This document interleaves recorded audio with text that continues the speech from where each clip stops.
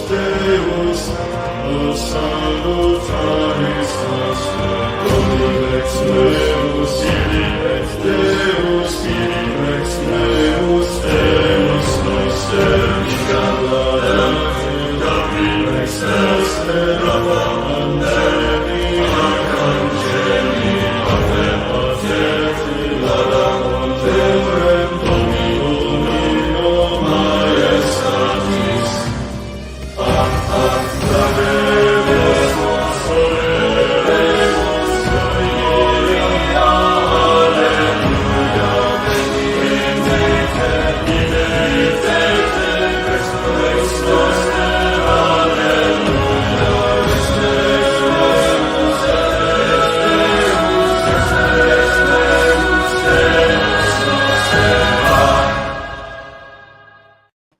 Hey, how's everybody doing? Hope you're having a fantastic day. It is Tuesday, May 13th, and I have a very special episode for you guys. I've been trying to do more interview-style, discussion-style streams once a week, and this week I have Mr. Traditional Thomist here, Mr. Nick Cavazos. Is that how you pronounce your last name, Cavazos? What's the Latinx way of pronouncing your last name? The Latinx way of saying it. Yeah, I was about to say you did a very very Northern European version of saying it. Yeah, it's Cavazos. Cavazos. Okay, so how are you doing today? I'm doing good. How about yourself, man? I'm doing excellent. You know, we are within the first week of the Leonine papacy here. Still not that much like teaching wise. You know, it feels like every scrap of information. You know, we obviously you gotta hype up every single scrap of information. You got to find like 20 years ago when he said that homosexuality is a sin, and then we can post about how based he is. But really, we don't have much yet. I've been excitedly waiting for his Wednesday audiences to start, or maybe to get some news about his first encyclical. And there was actually absolutely nothing today. Like if you go in the Vatican press office, like literally they didn't even have a release today. But you were mentioning that he's having some time for prayer and contemplation. Yeah, I read like two different sources that said he's taken 6 weeks off essentially, and he's just going to be praying and thinking about, in particular, who he wants to put in as head of state, head of the different Roman congregations and stuff. So it's pretty cool. I call this thus far, it's like the octave of winning, because we've just had a bunch of really positive news come out. It was really funny. I don't know if it was the same reaction for you, but I was watching it live, and whenever they announced the name Roberto, I flipped. Like I was on the phone with someone. Yeah, I screamed. I was just like, "You're joking! Robert Sarah is going to be the Pope." And then I was like, "Oh wait, Prevost? Who's Prevost?" Then I did what everyone else did and looked it up on Google. So, yeah, lots of fun. Yeah, because I had done a little bit of research on Prevost, not that much, and I was driving in the car actually eating a Chicago deep dish pizza as I was driving back from an appointment because I was doing the whole do a little bit of fasting for the papal conclave, nothing like major or anything. The white smoke came up, so I'm like, oh, I might as well break the fast in celebration. So I was eating like while it was going on. And, I was driving, so I obviously couldn't check my phone. And I hear Prevost, and I'm like, I've heard of Prevost. Like, I don't know much about him. I think he's like the Augustinian. And my wife just like starts looking him up and gets a bunch of false information. It's quite the woman moment. But he's like French, and I was like, French?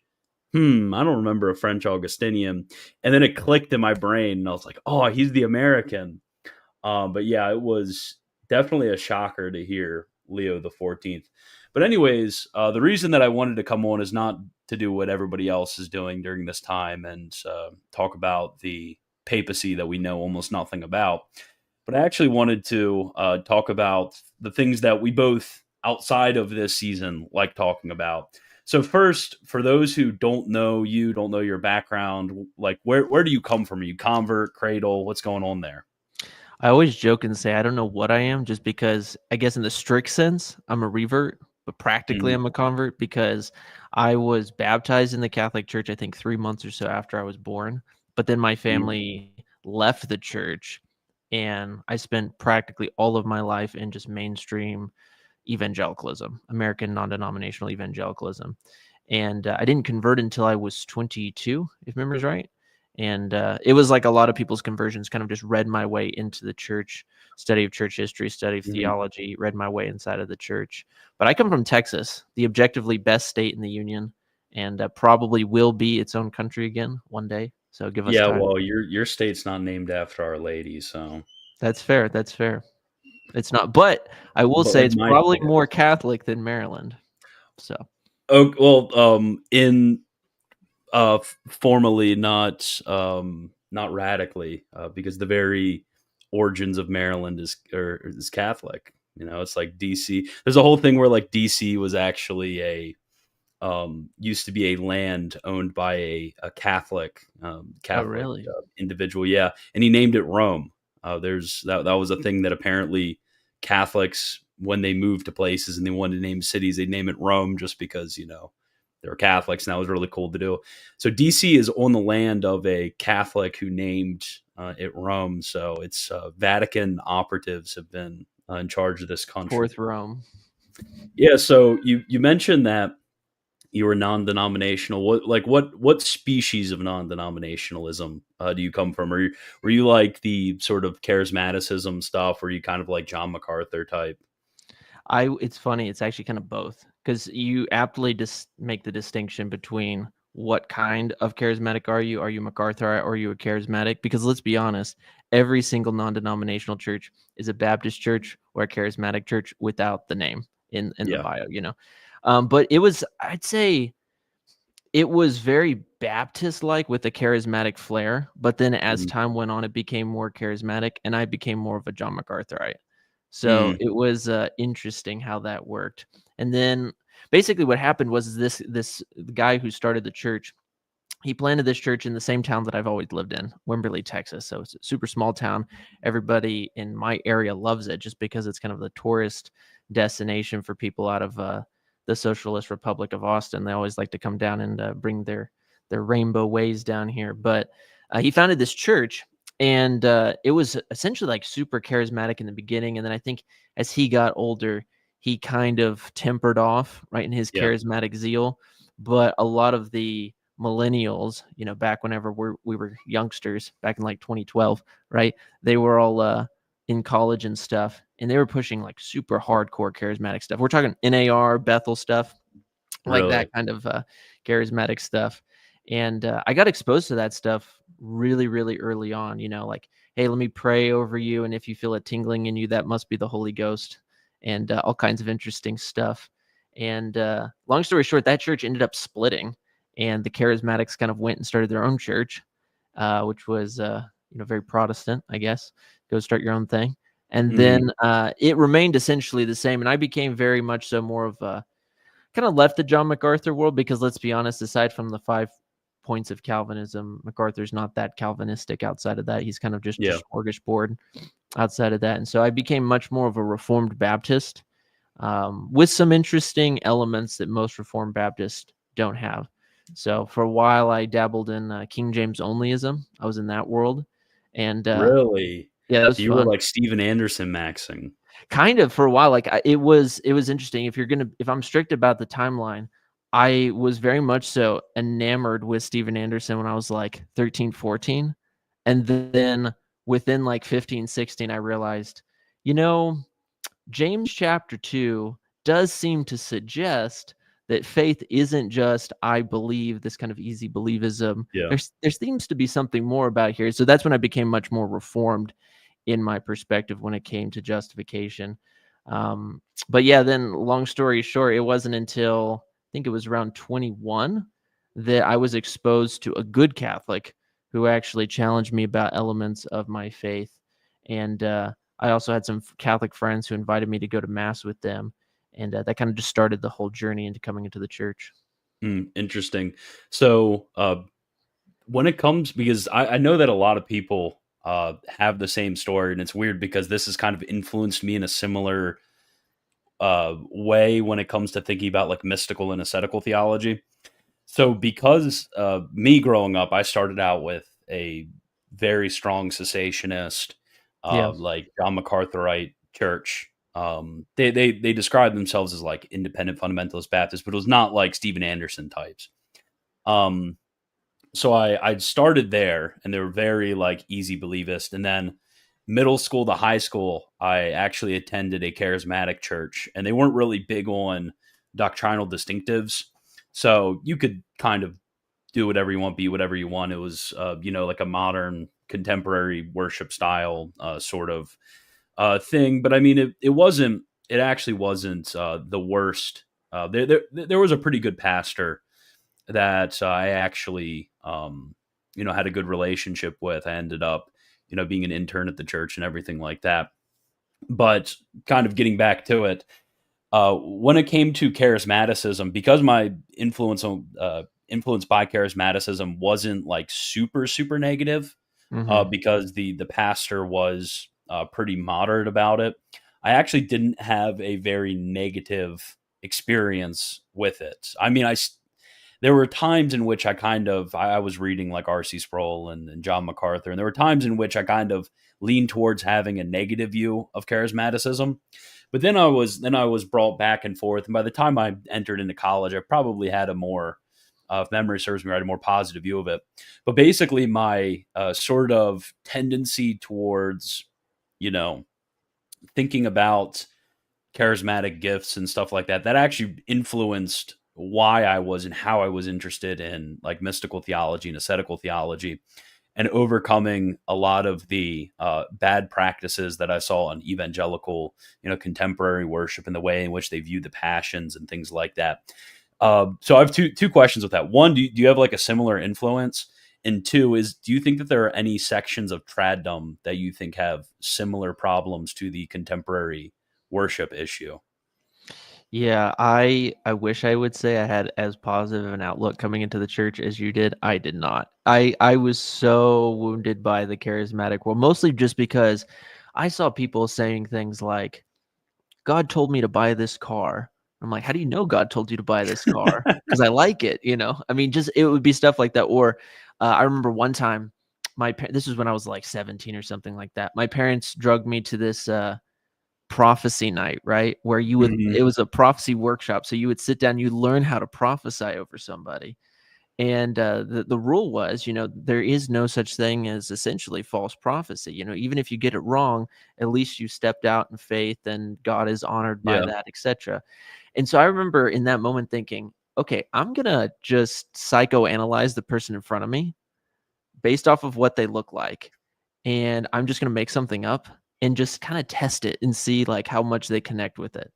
And so this person that was in front of me had lots of tattoos, very interesting looking person. So I was just like, I don't know. I feel like the Lord is telling me you're a very like expressive person, very creative person. You like to express things very well. Is that true? They're like, oh my gosh, God must be speaking through you to me. I was like, no, man. Like, I just Just looked made at it your up. tattoos. I just looked at your tattoos and figured you're kind of an expressive person. So I had a Hmm. lot of baggage coming into the church in that regard. I kind of had to relearn the relationship that a Catholic should have with the third person of the Blessed Trinity, a healthy Hmm. relationship, what that actually meant, because it was just so abused. But then to your second question, how does that work in the world of traddom? Uh, I think that there's broadly two groups. The larger group is more skeptical of at least the Catholic charismatic world. And part of it's somewhat fair just because, on the one hand, while you don't want to toss out the actual legitimate mystical theology that is inside of the church, people, Hmm. of course, do have to be kind of wary when you do see some elements of the Catholic charismatic movement basically falling into a particular indifferentism when it comes to Pentecostals and charismatics. Essentially, we're Hmm. all buddy buddy, and sure, we kind of disagree on some secondary stuff, but ultimately, we're all okay. That's a tendency that I think some people are worried about. But to be fair to the charismatics, sometimes it can be overblown. So it's just, it's a practical cessationism. Like next, no one ever speaks in tongues. No one ever does that, etc. So I think there's that. And then there's people who I've seen identify themselves as like Tradicostals, where they're like, I love the Latin mass, but I also speak in tongues. I'm like, that's interesting.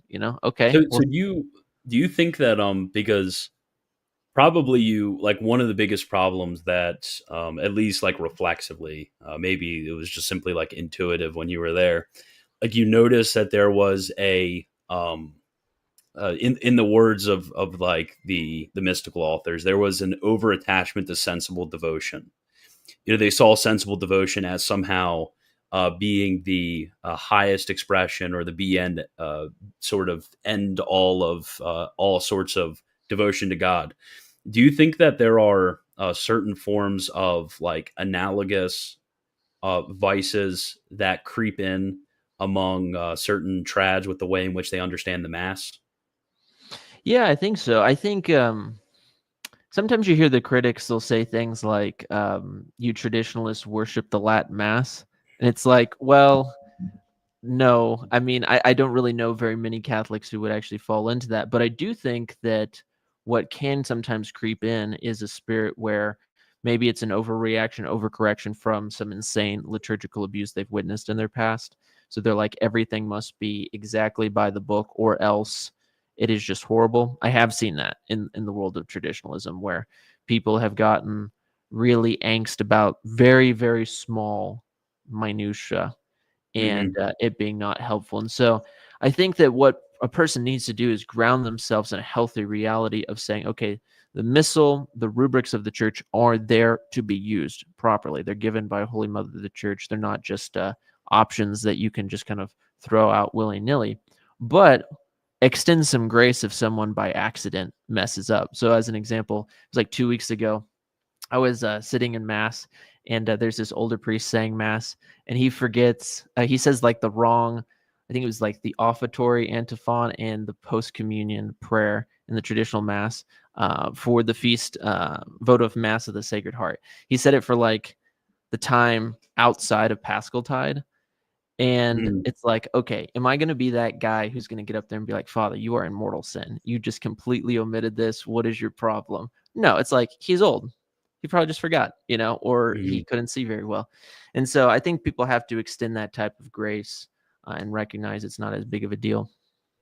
When did your interest in the scholastic tradition start after you joined Catholicism? Did you know anything about it before you converted? Oh man. So that's kind of a two-part answer. So when I was in the Protestant world, I dabbled around in the Reformed scholastics.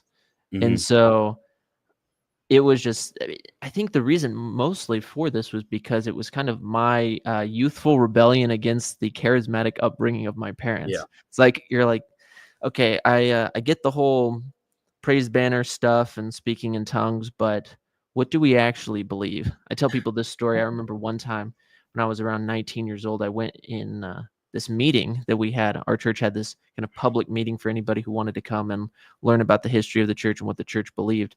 So I showed up to ask questions about doctrine, because this church, until maybe about 2 years ago, never had a statement of faith on their website. So it's just like, what do you actually believe? So I showed up to ask questions, and the youth pastor, when the youth pastor found out I was there to ask doctrinal questions, he grabbed the back of my collar and like took me out of the room, saying that asking doctrinal questions would be too divisive. And it's like, Mm. what does that even mean? So I very much so was in the world of Reformed scholasticism, but when I came into the church, I knew who Thomas Aquinas was, but I'll be honest, I had very, very little knowledge of Catholic scholasticism, mostly just because I came from such a hardcore anti-Catholic background. But it was through Brian Holdsworth. He made a video a long time ago called like The Importance of St. Thomas, something like that. It's a really short video, but it's really good. And he talked about essentially the history of scholasticism up to the point of the Second Vatican Council, the neo-scholastic revivals under Leo the 13th. And that just intrigued me. And so I dived in and ended up getting a bachelor's and a master's in the field. So I always credit Brian Holdsworth for that. Really? That's Hmm. that's very interesting because like my background, I kind of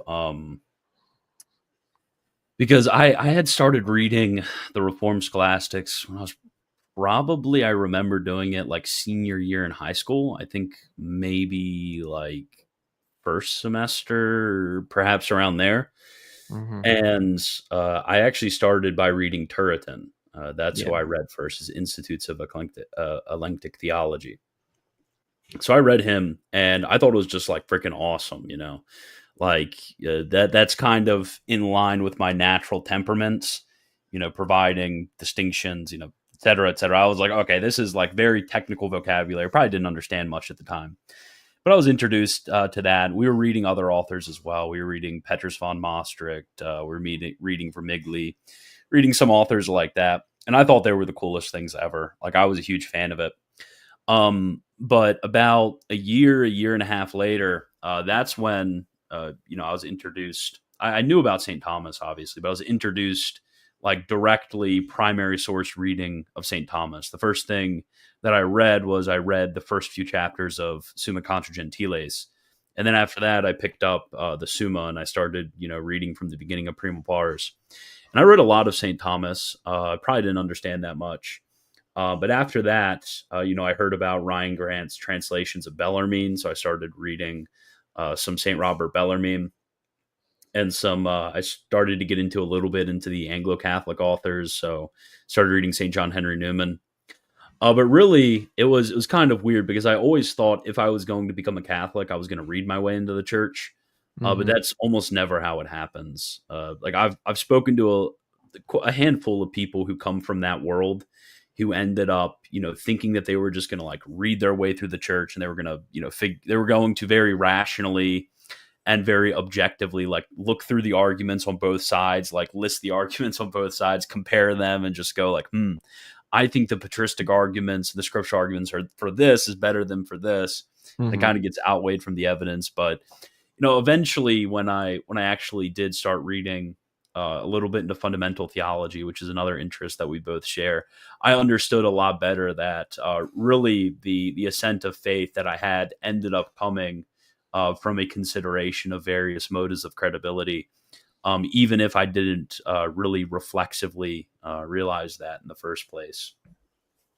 Yeah, no, for sure. I'm reminded actually of whenever I was exposed to, I think it might have been the STS, De Ecclesia. It was that or another work of De Ecclesia by another author, but reading through the Catholic Church's fundamental theology notion on itself, if you have a good work especially, it just refutes so many falsehoods that one could have about the nature of the church.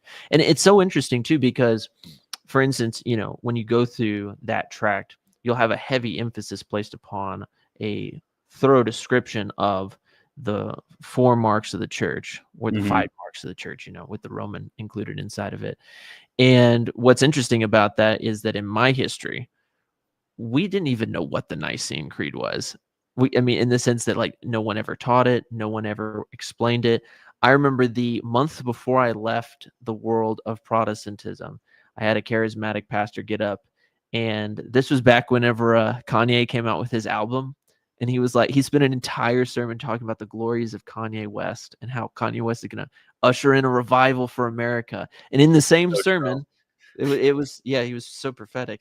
And in the same sermon, he famously said that the Nicene Creed was, quote, legalism, and we just need to be led by the Spirit. And so just kind of all kinds of wacky stuff like that. So you can imagine if one actually comes into contact with a solid text on the subject of the church, you'll see how bonkers so many stuff can be. Yeah, so if anybody's interested, I think this is in my mind one of the easiest introductions to some of these tracts, like Introduction to Sacred Theology, De Revelatione, De Locis Theologicis, and then De Ecclesia. This is from Emmanuel Doranzo, The Science of Sacred Theology. It's extremely readable. It's definitely, in my mind, I would say in my mind, not only is it very readable and understandable, but I actually agree with many of his conclusions. Like, it's not one of those books where I recommend where I'm like, okay, he's kind of like a soirist, or, he's kind of like an eclectic, so I don't really agree with him on this, and this. It's actually something where I could say, yeah, basically everything he says, I agree with. And what's really interesting about Doranzo, which I don't know how much Doranzo you've I love read, Doranzo. but Doranzo is a post-Vatican II manualist, and he was at Vatican II. So Doranzo, like, when he's writing, you see him, and this is, I think, a very good hermeneutic for if you want to read Vatican II in continuity with the tradition in a proper way, is Doranzo is like in the middle of a thesis that is traditionally treated in scholastic theology, and then he pulls in a quote from Vatican II. And like, in my mind, I've read that quote from Vatican II before. I've read the document that it's in, but I never really thought about it as pertaining to this exact thesis. So I'm like, hey, he obviously understands the intent of the Council Fathers a lot better than I do. But it's really interesting to see how, the manualist tradition is not like killed or overcome by Vatican II. One could say incidentally that it was in many unfortunate ways suppressed, but it definitely is not something that is somehow irrelevant. Like, you need to understand that tradition if you're going to understand the Second Vatican Council in a way that's not in discontinuity with the tradition. Yeah, I fully agree. There's that famous quote at the end of Lumen Gentium whenever it talks about essentially the theological note of the council. And it talks about how the council has to be read according to the norms of theological interpretation, which Mm-hmm. essentially is, scholastic language for you have to read this in line with how the scholastics would give proper theological qualifications for the documents. And what's so good about Geronzo in particular is I forget how many works Geronzo wrote, but I think isn't it like 4 he writes after the time of the council and something like that. Yeah. He finishes up his tracts on the sacraments, and then he writes his volumes for teachers. And I think he beside that he wrote a number of different journal articles. Exactly. Yeah. What I really like about his work, I call him kind of tongue in cheek the last scholastic, just because I kind of feel bad for him in the sense that he's writing these Latin theological manuals in like the 1960s and 70s. I joked with a friend the other day. I was like, "Who's reading Latin theology manuals, in the 1970s in like your average seminary? Nobody, And Mhm. so I kind of feel bad for him in that respect. But his work is valuable. I didn't know about his work until my I guess if you will, like he's both my professor and my friend, but Dr. Matthew Minard, he recommended his work for me a long time ago, and Mhm. it definitely helps because it's kind of infuriated some of my audience recently, but I've definitely become much more let's just say palatable to the hermeneutic of continuity as time has Mhm. gone on. And I would actually in large part actually say your works do a lot of good on it, because what needs to be done, I think, for the church is you have to read the council, and of course in light of tradition, but so much of that is only going to make sense through the light of scholasticism. So as an example, that famous debate when it comes to Nostra Aetate and the subject of the people of Mhm. the old covenant, it makes perfect sense if you understand it in light of St. Thomas's distinction of extrinsic and intrinsic denomination. Then it Mhm. makes complete sense. But just taken in isolation in the context of like the 1960s for like an average layperson who's just reading it, it's just like, oh, this doesn't look good. It seems like externally, it's externally, incidentally, and materially, which I will distinguish with those terms, leads people into erroneous views. Because seemingly it is saying that a lot, because you get, I'm sure you've seen the people who just like, this is what Nostra Aetate says, and then they collect like 50 quotes from church fathers talking about how like Jews bad. Basically, Yeah. that's what it comes down to. But if you really have an understanding of the debates, you understand why there were conservative, orthodox, scholastic council fathers who signed on to these documents. Like they might not have they might not have been really thrilled about the documents, like in its clarity, in its perspicuity, but they still signed on to them as substantially correct if understood in a certain way. It's just the unfortunate reality that like our interpretation of the documents of Vatican II, which I think is in line with the tradition, in line with a lot of times the intention set forth in the Octa. This line of reading just gets completely overshadowed by a lot of people who simply want to grab onto the prima facie, how I, as a guy in 2025, would just gloss over and read a document, and the first thing I would understand about it. I think this is the way with because I have been really happy to shift the narrative on a few points. The Jew thing, sure, not as much. I haven't really exegeted Nostra Aetate that much, but especially like the extra ecclesiam nulla salus thing, Yeah. which for like any student of the tradition, they understand that, the Feeneyite interpretation of, extra ecclesiam nulla salus is just, it's made up. Like It's there's, bonkers. I haven't found among all of, the scholastics in the era in which they were explicitly discussing this. So I would say probably around 1500 on, although we can push into some of the medievals as well, going back to the like 13th century in a little bit more of an implicit way. But I've never found anybody who's taught the Feeneyite view. It's completely novel. No, exactly. I have I'm about halfway done making a documentary actually on no salvation outside the church. And in one of the like subsections at the end, I go through the Feeneyite heresy and I cite, I made a chart. I think it's like 23 or 24 manuals, and I list the theological note that they place for baptism of desire. And I make a tongue-in-cheek joke being like, this is clearly evidence of the rank neo-modernism that was present in all the manuals in the 1940s and 50s. I mean, it's just something where it becomes bonkers, especially when, shout out to the saint of today, right? St. Robert Bellarmine. The Sedes, of course, even the Fenites quote him non-cessantly when it comes to the notion of a heretical pope, even though it's, I would argue, a misinterpretation of St. Robert Bellarmine, but they like to quote him ad nauseum. But what's so interesting about that is, St. Robert Bellarmine is post the Council of Trent and is talking about baptism of desire. So if they're going to run around and claim that the Council of Trent in some form or fashion excludes any form of justification outside of water baptism, I don't understand how that wouldn't make St. Robert Bellarmine a heretic in their worldview. I don't understand.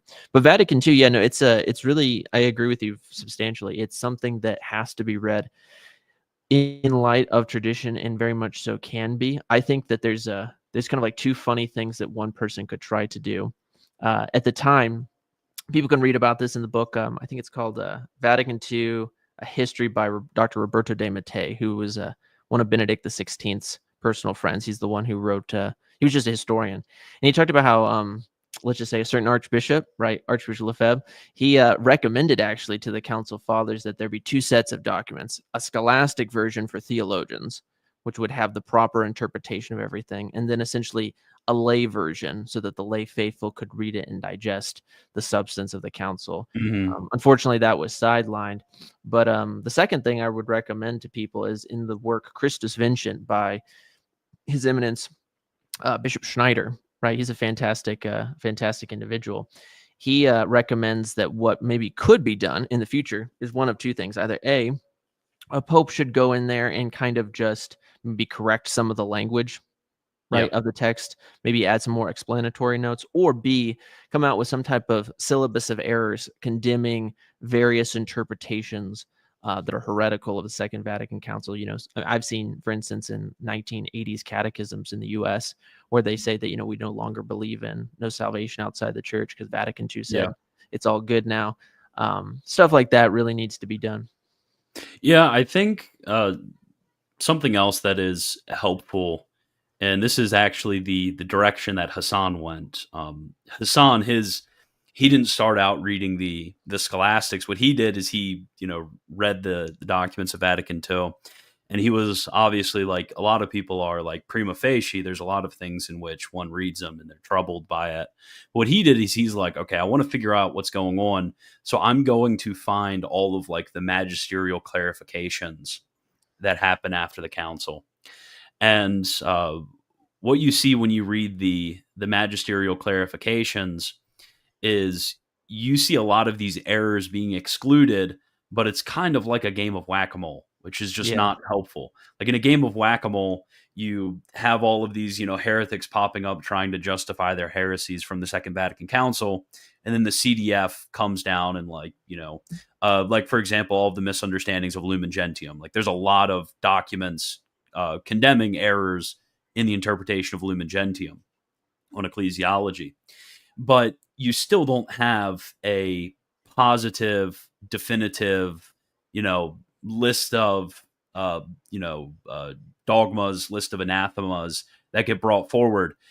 And something that I was reading Joachim Salaveri. So he wrote the Ecclesiology volume for the STS, and he was a council father, and he was very influential in Lumen Gentium. And he wrote an article in Spanish after the council, basically like, hey, this is what Lumen Gentium is meant to be. Like, it's slightly different in form than a lot of the previous documents, because we wanted something that was, biblical, patristic, meant for, the lay faithful.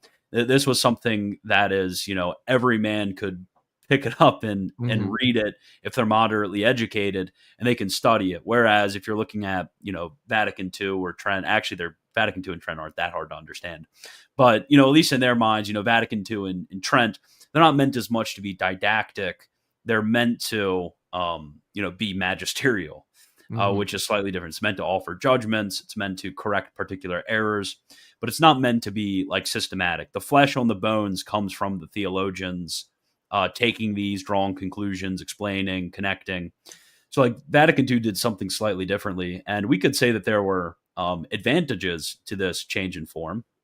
Like there's actually a lot of good things from writing in this way, as we see, for example, in the shift in papal documents, which I think kind of mirrors it. Like before you have, papal bulls, now you have papal encyclicals. Papal encyclicals aren't merely condemning certain errors. They're teaching about, on socialism or on capital and labor or, on the Sacred Heart or something like that. They're giving a nice whole, teaching document. It's a teaching moment that people who are theologically, catechized well, they should be able to pick it up and read it. There's advantages to all those things, but I think one of the big difficulties, and I think this is something that maybe people more on the traditionalist side of things kind of get right, and this is the issue of putting random crap in documents. Might be the best way of putting it, because when you release a document, not all sections of the document are created equal. There's like certain parts of the document, it's meant to bind everyone. Like these are things in which we're saying, hey, you need to believe this. You need to hold this. Like this is something that if you deny this, you are straying from what the apostolic see or what the bishops of the church want you to hold to. And then there's other things which are kind of like maybe explanatory. There may be, illustrative. There may be argumentative. Like these things, a Catholic in good conscience, without any sort of dissent, like they can disagree with these things. So the example that I brought up yesterday when I was streaming is Spe Salvi by Benedict XVI.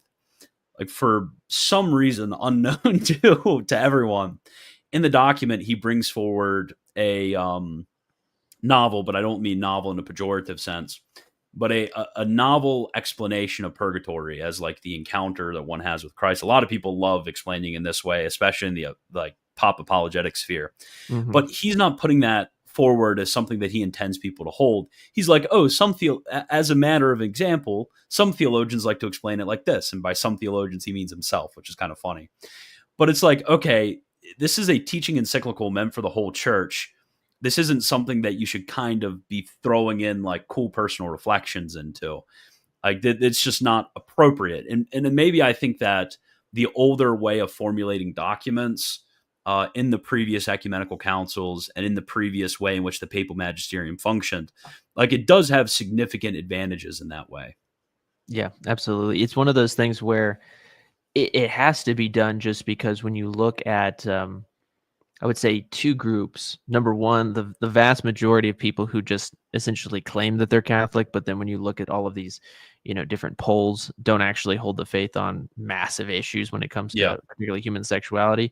But also a lot of well-meaning Catholics who just don't know any better. So I have a documentary script in my head about the subject of limbo. And recently I was watching this, I won't say who it was, but there was this influencer who had a priest on their show, and they were talking about these Protestant trip to heaven stories. And this priest was, an older priest, and he was really enamored by this particular story of this kid who had passed away and went to heaven and, saw all these things and came back, et cetera, and talked about in specific to his mom, when I was in heaven, I saw the child that passed away in your womb, in heaven. And again, mind you, this is, evangelical Protestant, right? Yeah. Kid who's talking.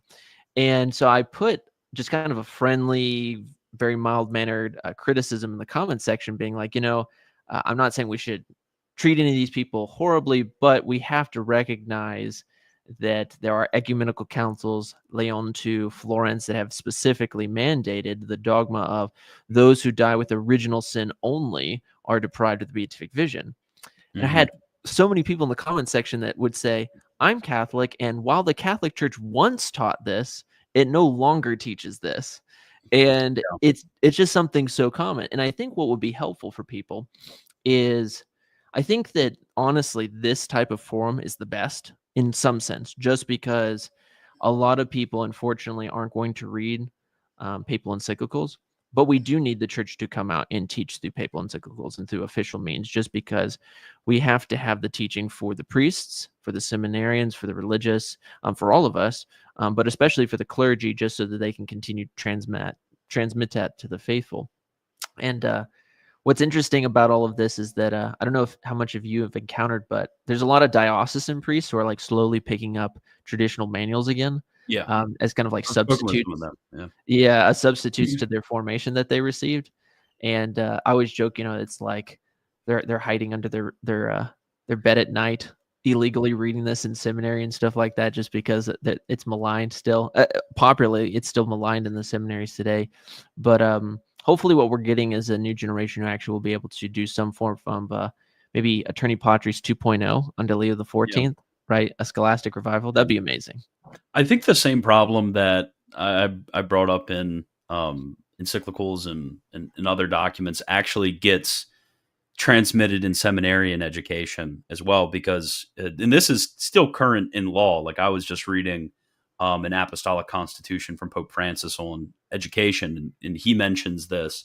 It's like a long-standing precept in law. When you provide teaching for seminarians, you are not passing down like your little creative reflections on something. Like that's not what you're supposed to do. What you're supposed to do, and this is something admirably, an exemplar of this is Father Francisco Marin Sola. Mm-hmm. When you are passing down education to seminarians, you are not bringing forward whatever cool reflections you may have. Like it's fine. It's actually fine. And this is something that I think a lot of people misunderstand. It's actually not intrinsically problematic to, throughout the development of theological science, to bring forward explanations or conclusions that may be novel in a non-pejorative sense.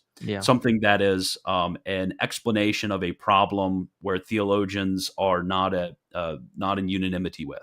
So, like for example, we can think of like Bernard Lonergan writing about the debate between the Molinists and the Banyesians.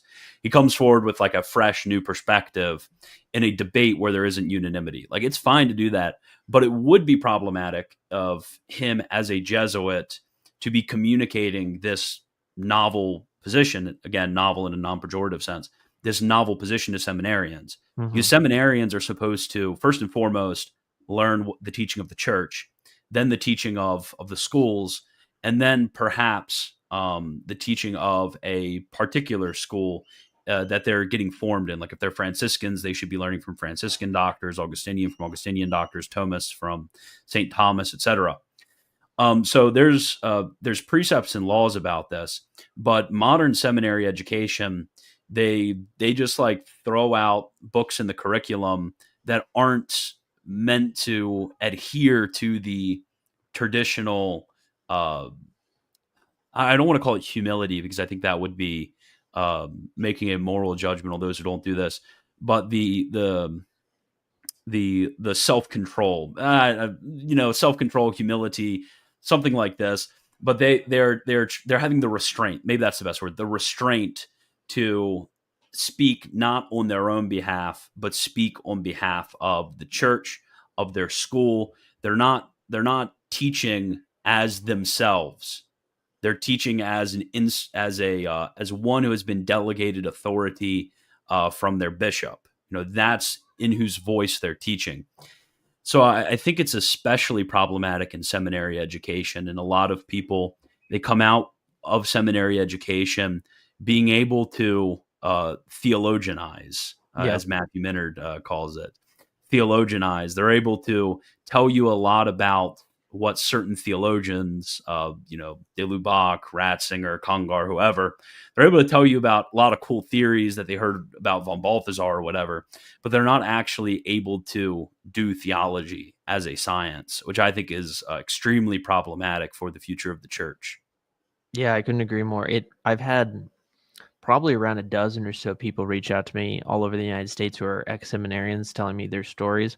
It's always really interesting because I get, on the one hand, a lot of times they will say, our formation in philosophy, starting off out of the gate, was maybe some St. Thomas. It's not St. Thomas through the lens of the Thomists, but St. Yeah. Thomas through the lens of personal reflection and reading, which is Mm-hmm. okay, maybe in like a very charitable way, can be benefit in some certain circumstances, but not really, because you need to read St. Thomas according to the masters. But more so, they will be exposed to a lot of modern philosophy right out of the gate, even in Yeah. conservative schools. But then in theology, they will talk about how it's not even so much nowadays that they read through communio authors or through concilium authors in the sense of the historic ones of the 1960s and 70s, but they read commentaries on those textbooks. And what's so interesting about this is that when you couple this with, as they've told me, some of the rules on the ascetical life that are enforced inside of their seminaries, it's really weird. So I've had people tell me, as an example, I won't say which university it is, but I have some friends who are up at a seminary who's in conjunction with the Catholic university, and they would have classes with girls all the time in the classroom, and they would have like bonfire nights where the seminarians and a bunch of college girls are just sitting around the bonfire. And they also, by the way, they're not allowed to wear cassocks. They can pretty much wear a cassock anywhere but seminary, which is the ironic thing. And so when you take all of this together, the philosophy element, the commentaries on communio, not even the communio authors, and then going to class with girls, it's like, well, some of these guys are definitely more liturgically tratty, and maybe they have some interest in some good textbooks, but that's why you hear all these people saying, like, I had to redo everything post ordination or something. And I always just give the joke of, like, if if you walked into a hospital and you found out your doctor was just like, yeah, so I didn't really have a very good medical education, but I did watch some YouTube videos and read some books afterward. So you ready to get Yeah. operated on? How would you how would you feel? And it's kind of the same situation that we're in, but in a spiritual context. Mm-hmm. Yeah, there's something important about this. What you mentioned, hanging out with the girls, before people get all bent out of shape about this. Is actually, if anybody's interested, read Sacra Virginitas by Venerable Pius XII. I put a link below, but you can just search it. But there is a long standing, and it's funny because you'll hear the exact arguments that Venerable Pius XII is refuting in there. Like you'll hear people say, "Oh well, what you need for people in consecrated life or people who are celibates, they need to have the mature social development and mature chastity to go out there and hang out with those of the opposite sex and be able to consume literature and media." Another problem that a lot of people don't recognize is, like, these seminaries are having like movie nights and they're watching like obviously I won't say who, but I saw a number of seminarians say this and priests say this, where they're like going and watching the atomic bomb guy, the Jew. What's his name? Oh, I don't know. The Jew that made the atomic bomb.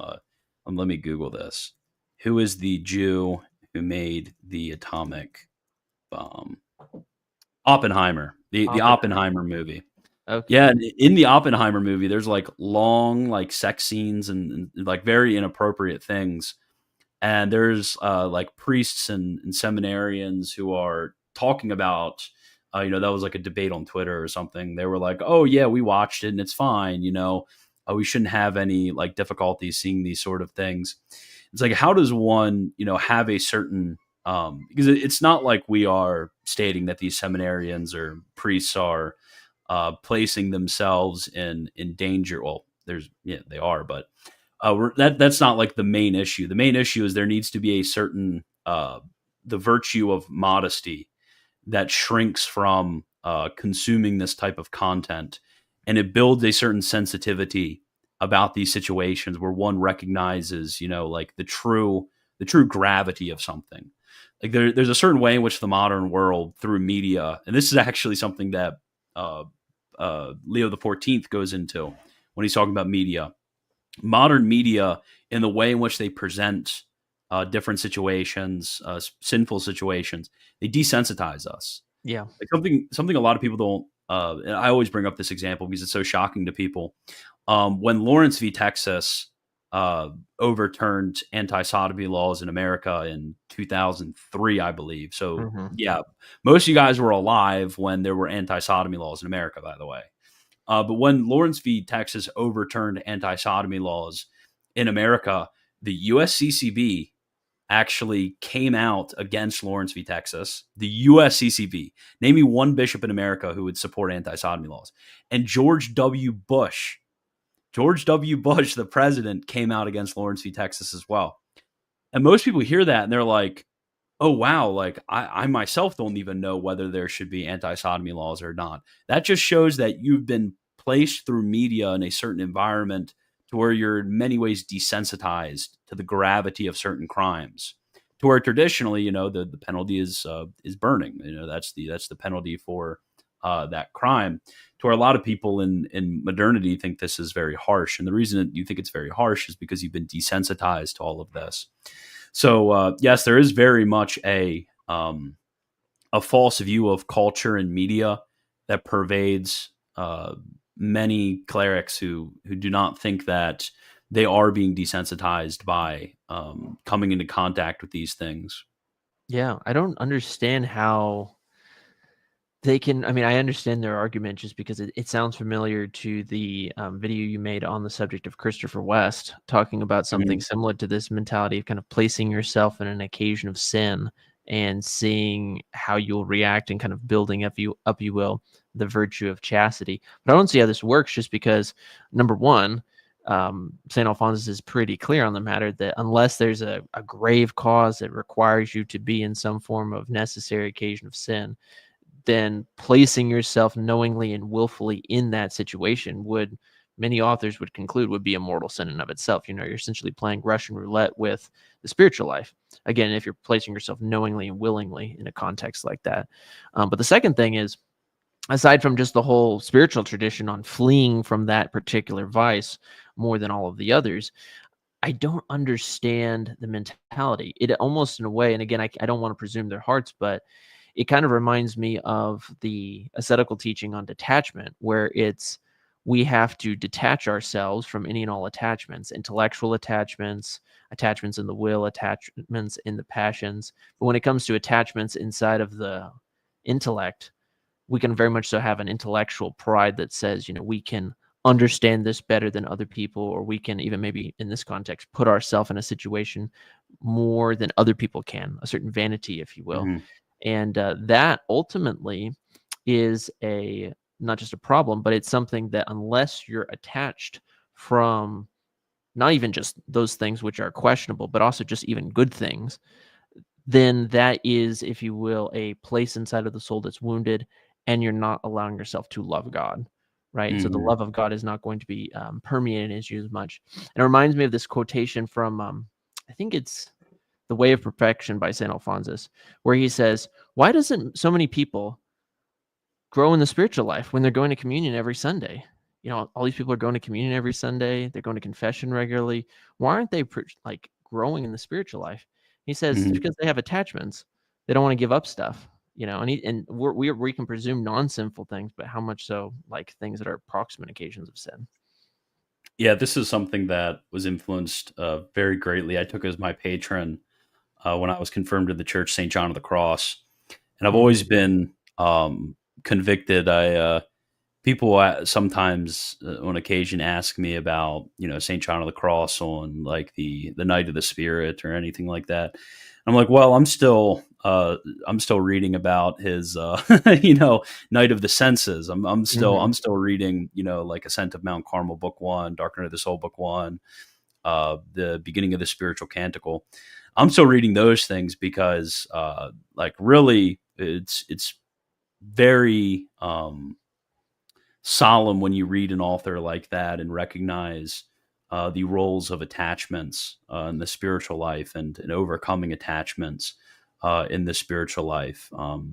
But yeah, it's one of my favorite things. By the way, kind of to get a little bit on a related part, are you a probabilist by any chance?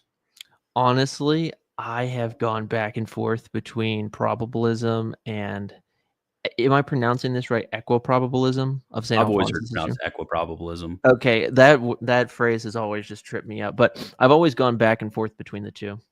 So I don't know fully what I am. I don't know if I've ever made like a official decision on the matter.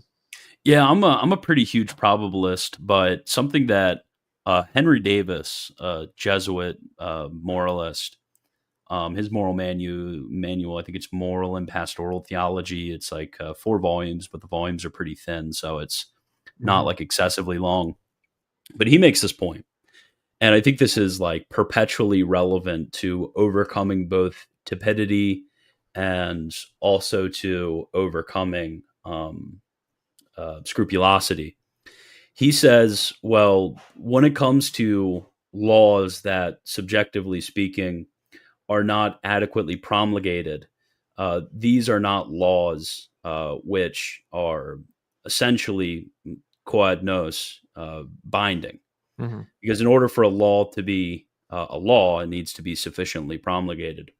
So he says, well, yeah, of course, if you have solidly probable positions for both sides, then you can act with safety. Mhm. But that doesn't mean that you're acting in the way that you should act, because prudence should direct your actions. Prudence should, in some cases, actually, and in many cases, should direct you to a more rigorous observance of the law in order to overcome your own lukewarmness. And this is, I think, one of the big uh, positives to, I think, Dr. Minard and some of the Dominican authors that he brings up that critique some of the casuist tradition. Yeah. Is the casuist tradition did a very good job of showing the degrees of probability of various different acts, and giving the intrinsic and extrinsic arguments for whether a moral act is lawful or not. But we always need to keep in mind, as we're reading these things or as we're receiving advice from somebody else, we have to keep in mind that these are about the minimum of keeping the law. These are about Exactly. what is lawful for me. But as St. Paul says, not all that is lawful is beneficial. You Exactly. can keep the letter of the law and not actually be growing in virtue. You cannot actually be, overcoming attachments and advancing in the spiritual life. That's the advancing in the spiritual life thing is important because we're all called to the mystical life. Exactly. We're all called to holiness in that way.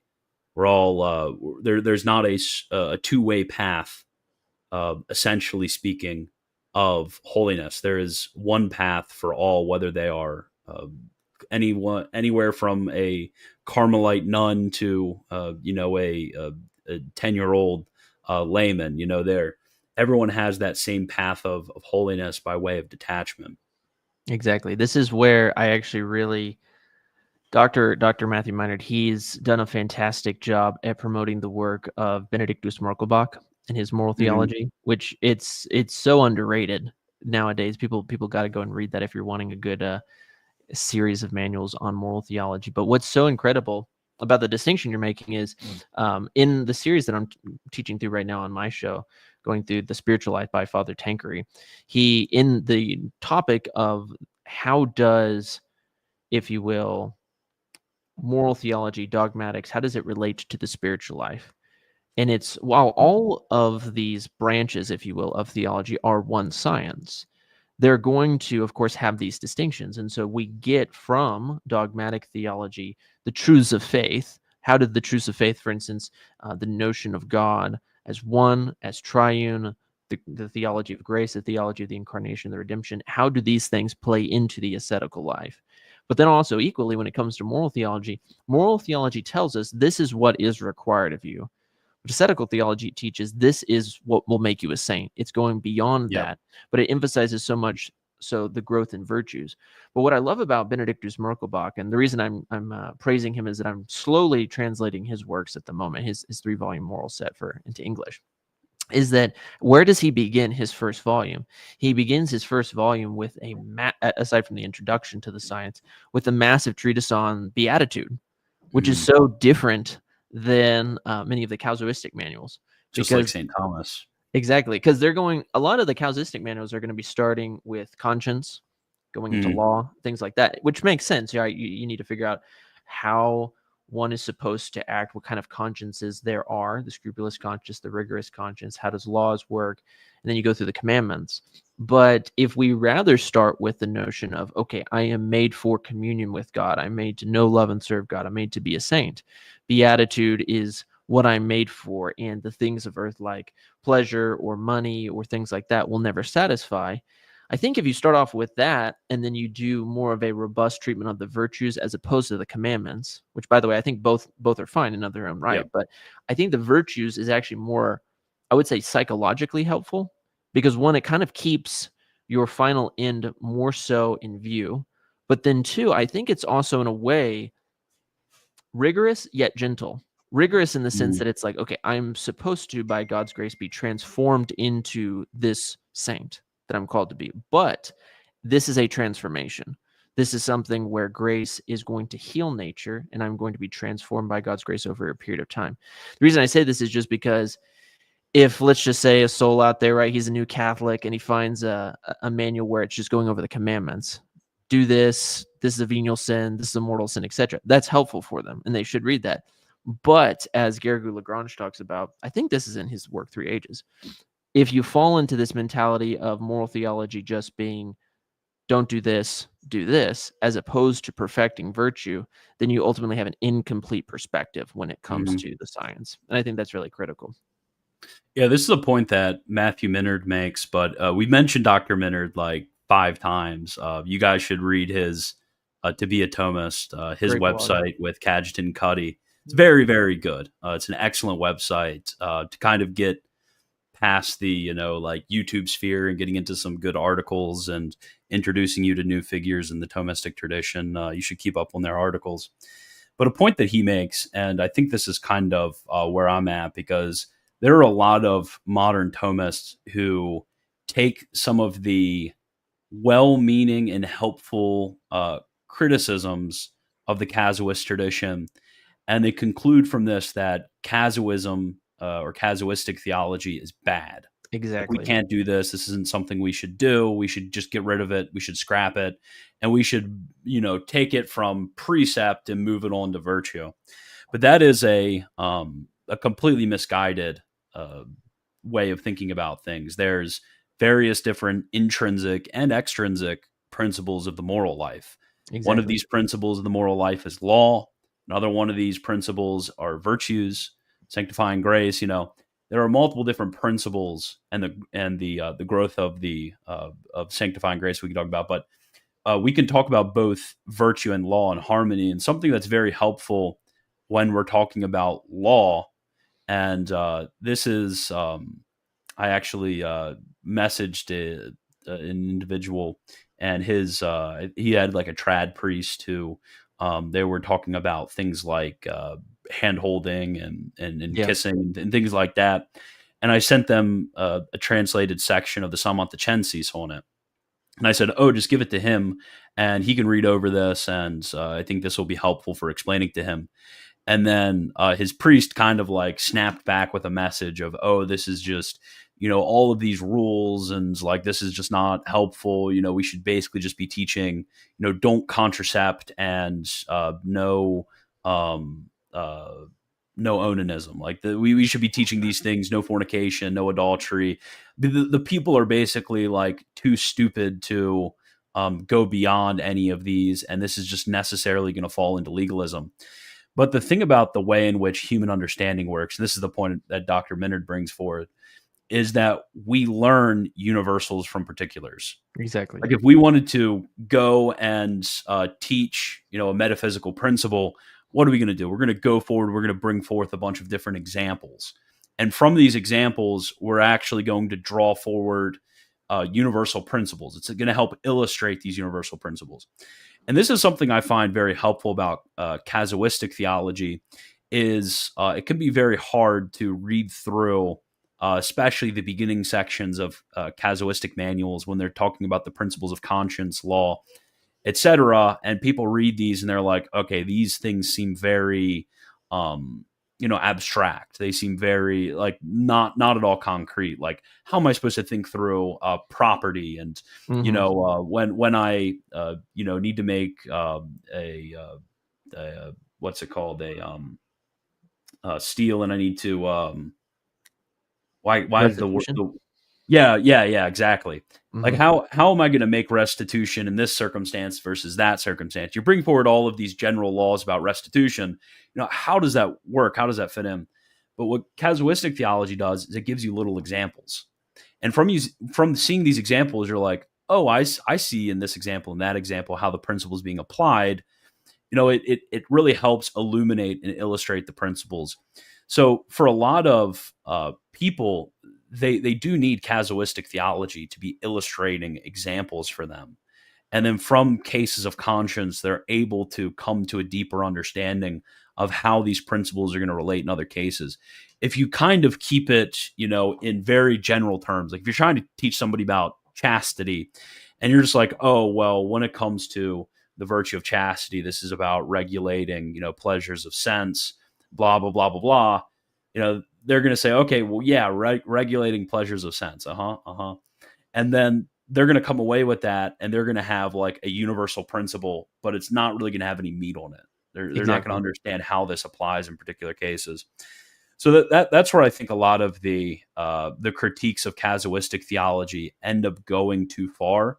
And we need to be the type of scholastics that do not view the history of scholasticism as some sort of dialectic of us going and correcting everything our forefathers did. And they were just dumb and didn't, really know what was going on. And, I'm going to come forward and finally be the guy to figure this problem out.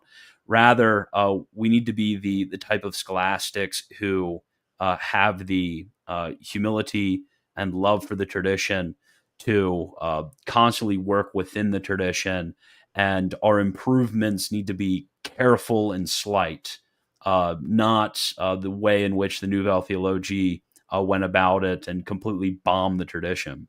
Yeah, I couldn't agree more with what you said. It actually reminds me of this like weird stream that you've critiqued and I've critiqued of traditionalism, where Garrigou-Lagrange is the greatest thing, but but all of the neo-scholastics were essentially dry and arid and ultramontane, and in the sense of it, being used as a pejorative.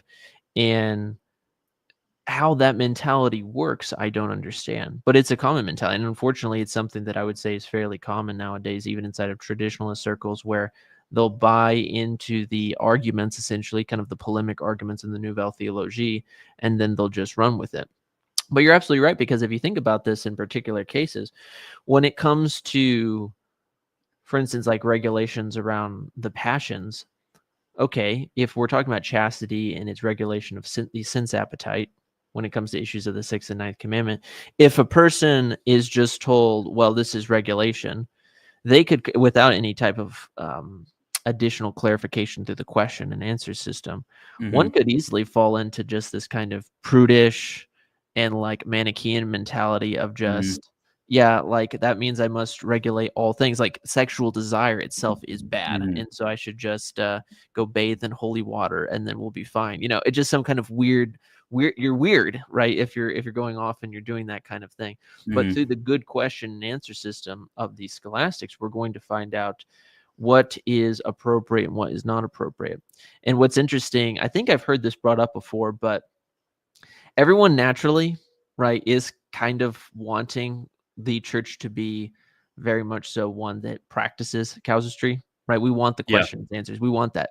But when it comes to our particular pet peeve sin or disordered desire, all of a sudden we start adding all of these nuances, and we no longer want to practice casuistry or something like that. But it's very, very necessary today.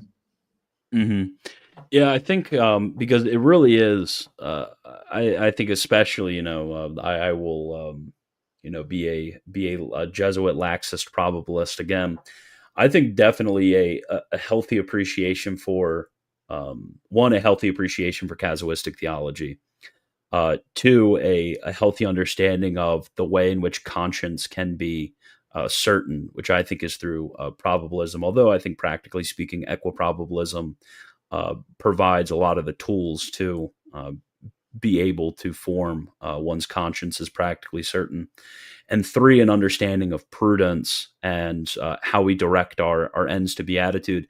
I think this does really marry together a lot of different good aspects for a healthy spiritual life. One that does not fall into that tepidity that I mentioned Yeah. of completely an almost I hate this word, but a legalism that wants to play it by the rules of the book. Yeah. So like maybe if you go out there and start talking about and I know that I popped in a Zin earlier, but if you're maybe talking about like moderation of tobacco, like that's a huge thing that a lot of spiritual writers will write about. Like Gary Gulagrange, for example, he never smoked. And the reason he never smoked is this was an ascetical exercise for himself, and bringing a sort of uh, a conscience which is prudently recognizing those lawful pleasures and acts that we may shun for the sake of the spiritual life. Exactly. This fights from a laxity, and it is able to also clear us of the difficulties that come from scrupulosity as well. And just if people simply, and this I think is the big point, if people simply thought about things in themselves and not merely in the historical narratives that they're given, and showed a reverence for the traditions which are long-standing, and tried to look in those traditions, and despite the minor improvements that we're able to make, to find those things which are useful. That's very important, to find those things which are useful. I think a lot of people would come away with something which is pastoral, practical, and I think very helpful for being able to live a Catholic life today. Yeah, exactly. There, because if you think about it, so much of popular Catholic, if you will, pop apologetics, oftentimes people are going to be going and just asking Mhm. a lot of these basic questions that if they had the resources available to them, or if they were just exposed to the proper resources, they'd be able to, in some form or fashion, get their answers to. This is why I'm honestly very excited about this pontificate, because what I'm hoping really comes out of the pontificate of Leo the 14th is a lot of these moral principles being used explicitly for the purposes of tackling the modern questions around technology. So it's like the Holy Fathers brought out a lot of discussion about the use of AI and robots and things along this sort. But I mean, goodness gracious, the amount of stuff that could be talked about in this area. And one could write a book, a new manual, if you will, on the use of the internet in the Yeah. context of morality, that would, I think, be very, very helpful. Pope Francis, actually, he did this with one of his last encyclicals a bit. I'm forgetting which encyclical it was, but it was on various use of the internet, how Hmm. one can use it rightly and wrongly. Things like this, I think, need to be talked about today, because let's just be honest, like, what's one of the most common commandments that's broken every single day on the internet, right? Words of speech, Words of speech. sins against speech. Yeah. Exactly. And that's just something that I've been kind of like reflecting on my show recently, is just the reality of, if we're going to be disciples of our Lord, we have to regulate our speech according Hmm. to his doctrine. And that doesn't mean that we can't go out there and rightly call forth the light against that which is dark, we ought to do Mhm. that, because we don't want to fall into this. Maybe I don't know if you grew up with this, but I definitely did in non-denominationalism, where it was just like, basically let us just like hug the lost so much that eventually they just want to convert. And it's like, well, we should love people, but loving people is also telling them the truth. But on the other end of the spectrum, we don't want to just be, so amazing when it comes to things like, um, I'm so right wing or red Mhm. pill that I can all of a sudden just kind of go and blast people who I disagree with in an uncharitable fashion. Yeah, there's actually something, I was recently reading St. Paul's epistle to Titus, and it's just it's like you read that and it's like very convicting, especially Titus 3. It's extremely convicting when it comes to sins of speech. And this is actually in particular the Theologia Moralis of the Samontechenses. Yeah, I do think when they're writing, they do have these like ascetical notes here and there. Well, they'll write about, okay, here's the teaching of sacred scripture and the fathers when it comes to these things, which a lot of times I think this is one of the downsides. Like casuistic theology is a certain genre, and as a genre, it needs to hold to the laws of its form, right? exactly. So since it's holding to the laws of its form, it needs to, you know, come out with, okay, here are the extrinsic authorities and such, which are able to form a probable or certain conscience. So what that loses sometimes is it does lose a lot of the patristic and biblical edge, which these try to be more pastoral Yeah, in character. So like the church fathers talk, and I think this is something significant about like modesty of dress, for example. So when it comes to modesty of dress, when you look at the sort of letter of the law about the ways in which modesty of dress are spoken about by the casuists and about the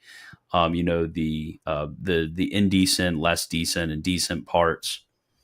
Um, Unfortunately, this doesn't actually map onto a lot of the counsels that are given by the tradition by the fathers of the church when it comes to modesty of dress. And oftentimes, it's just trying to tell you about the letter of the law when it comes to custom. And this can be, if you're not understanding the genre properly, cannot be too helpful.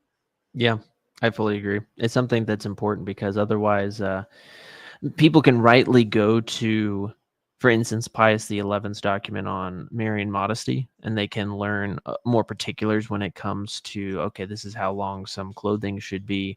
But it goes back to a point that you made, which is that you have to understand the moral principle behind things. So it's like you probably get the question often, but things like, Christian, the Catechism of the Council of Trent says that if you're going to be receiving communion, you need to abstain from relations with your wife for like a period of 3 days or something like Hmm. this before receiving the Eucharist. And I'm hearing from people nowadays, it doesn't really matter. That was just an old discipline that's been Yeah. removed. Who cares about that, et cetera, et cetera? You don't want to fall into this kind of legalism or something. And it's like, well, okay, while maybe it's true that there is not a explicit discipline in canonical law about this, what is the moral truth that it's reflecting?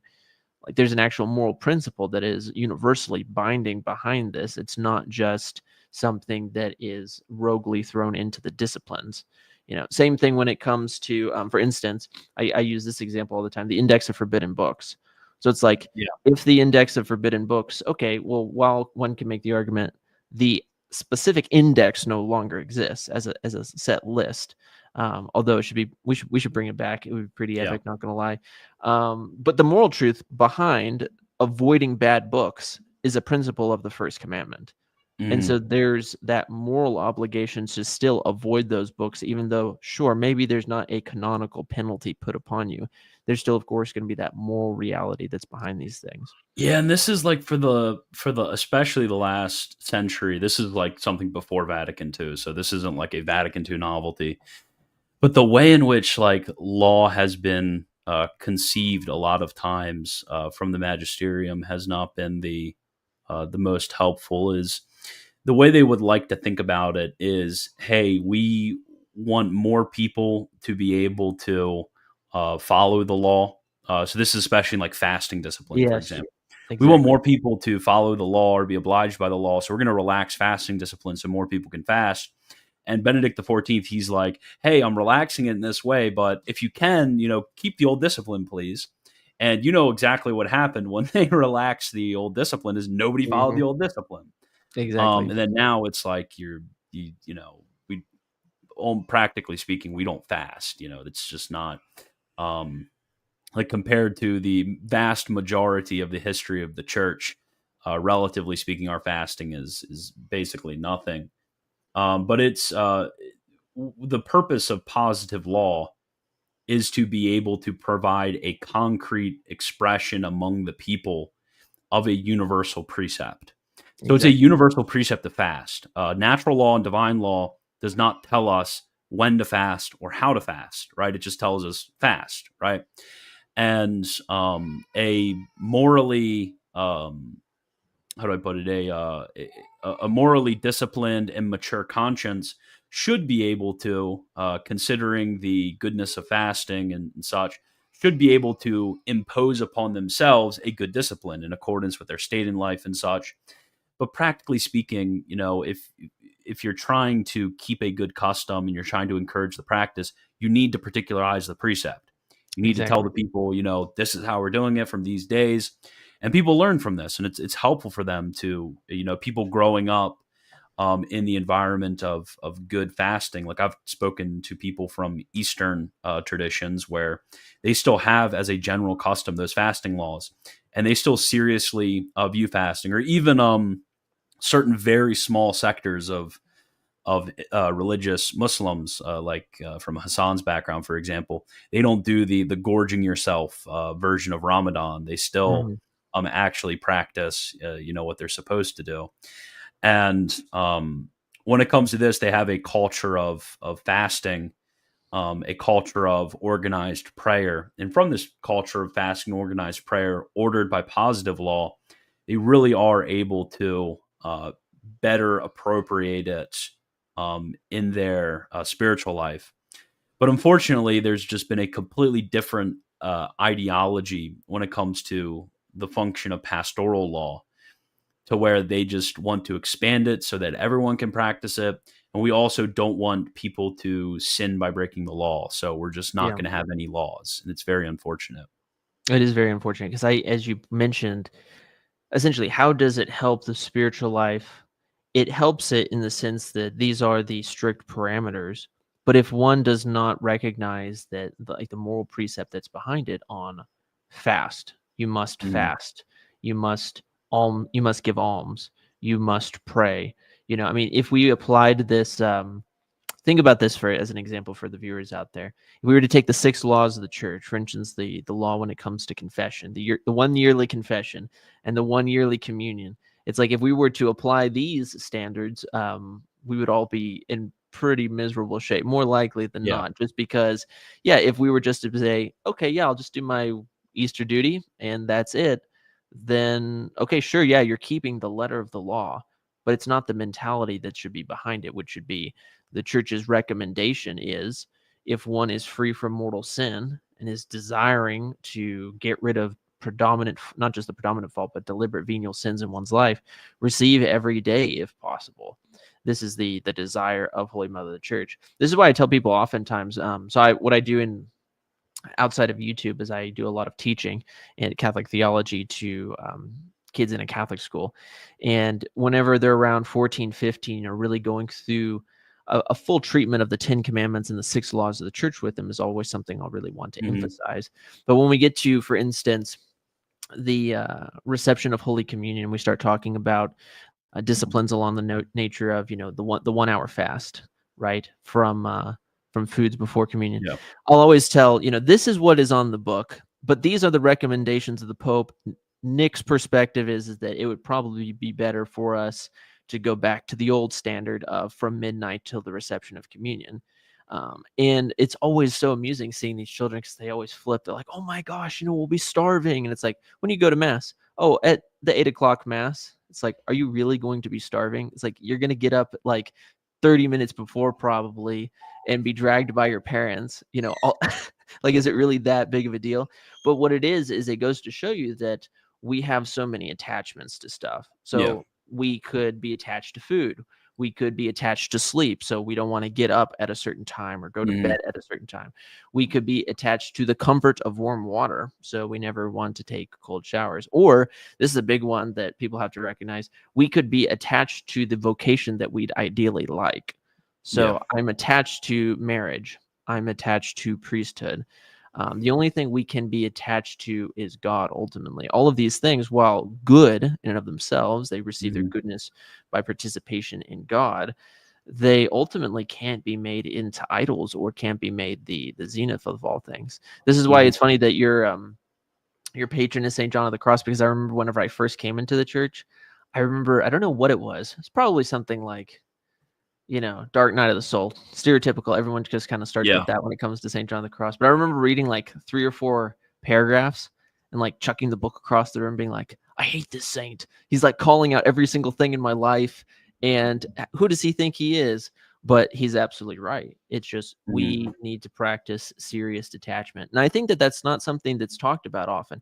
If we actually seriously as a people focus much more in on the notion of detachment, I think the spiritual life for most people would really excel, because we really get this whole emphasis that we're rightly ordering things like, okay, we should be practicing frequent confession, we should be practicing virtue, we should be receiving our Lord in a state of grace worthily, things like that.